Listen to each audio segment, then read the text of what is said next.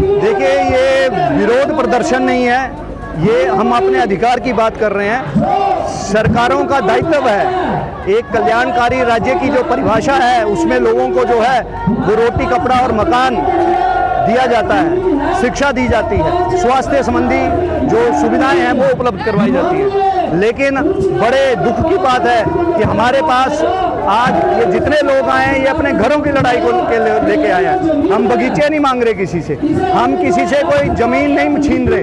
हम ये बोल रहे हैं कि हम जो सदियों से जिस जगह पे हम लोग बैठे हैं उस जगह का जो मालिकाना हक है वो हमें मिलना चाहिए। पूर्व में जो गलतियां हुई हैं उन गलतियों में सुधार किया जाना चाहिए। और जो ये लोग जो खड़े हैं आज, अगर इनके घरों को तोड़ दिया जाएगा तो मैं नहीं समझता इनमें से मेरे ख्याल से 10% भी लोग ऐसे होंगे जो अपना घर जो है वो बना पाएंगे। ये सब लोग जो है वो दिहाड़ीदार मजदूर हैं।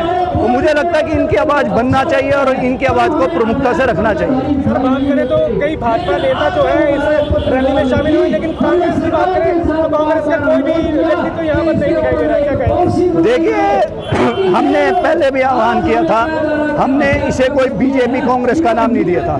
हम तो ये चाहते हैं कि कांग्रेस ही इसको आके हाईजैक कर ले। जो कांग्रेस है अगर वो चाहती है तो वो आ जाए, वो हाईजैक कर ले।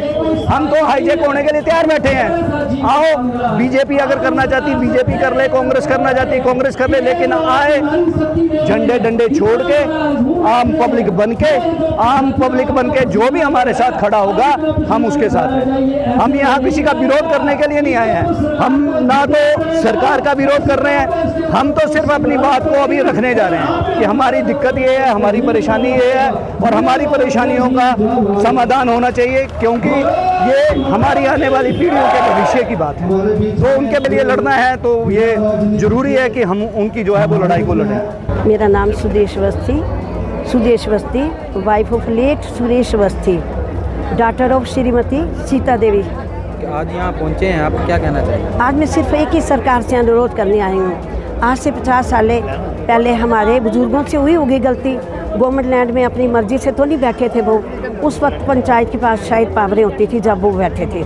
पंचायत ने उस दिन अपनी मर्जी से बैठा दिया, जहाँ दो कमरे बना लो, 5 मरले में कब्जा कर, जैसे भी लेना सरकारी में बैठो। जब भी इसका प्रावधान होगा पट्टे देने का तब आपको दिए जाएंगे।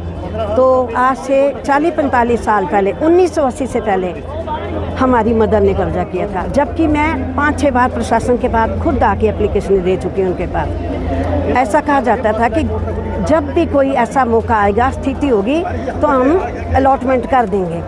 तो आज जानकर ये दुख हो रहा है कि जबकि हमारी तीसरी पीढ़ी बैठी हुई है यहाँ के, इतनी गरीब जनता आई हुई है। आप ही सोचो, मैं सरकार से ये अनुरोध करूँगी, इतने लोगों के घर जब कब्जे होते हैं तब 2 या 3 आदमी होते हैं फैमिली में, उसके बाद वो आगे बच्चों की शादियां करते हैं, बच्चे होते हैं, बच्चों के बच्चे होते हैं, जिनकी 3-3 पीढ़ियां चली हुई हैं, 4-4 पीढ़ी।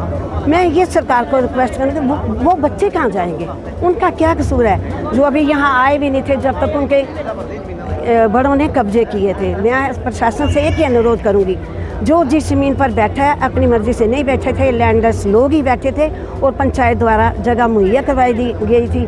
कईयों के पास तो उसके प्रूफ हैं, कईयों के नहीं है, लेकिन हमारे पास टाइम टू टाइम जो भी पंचायत के अर्जेंट डॉक्यूमेंट्स हैं वो हैं। हमने खुद पहले भी प्रोड्यूस किए हैं डीसी साहब के पास आके। जब भी प्रशासन के पास जाने का मौका मिला ये रिप्लाई मिलता रहा कि बैठे रहो, जब इसका आएगा मौका तब हम आपके नाम पर ज़मीनें करेंगे। ऐसा प्रावधान नहीं है। जब कोई बैठाया जाता है उसको ये नहीं पता ये रिजर्व फॉरेस्ट लैंड है, नो तोड़ नहीं है, ये शामलात है। तब तो लोग बैठ गए। जब लोगों ने 2-2 कमरों में बैठे बनाए, आगे से आगे परिवार बढ़ते गए तो एक्सटेंशन होती गई घरों की। आज 5-5 कमरे बताओ, जिसके पास 5 मरले ज़मीन में बने उसका घर तोड़ा जाएगा तो वो कहाँ जाएगा?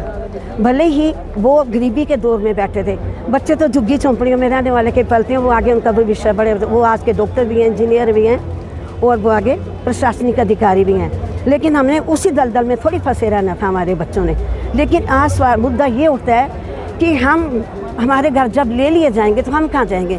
मेरी सरकार से अनुरोध रहेगा, सरकार मालिक है, हम नहीं कहते कि हम मालिक हैं। मेरा सरकार से यही अनुरोध रहेगा, उनसे जो घर बना के बैठे हैं या तो तबादला कर लें, 5 मरले के बदले 5 मरले छोड़ के 10 मरले ज़मीन ले लें और लीज़ पर दे दें, या फिर सरकारी ज़मीन की कीमत उनसे वसूल लें। मैं इतना रिक्वेस्ट करना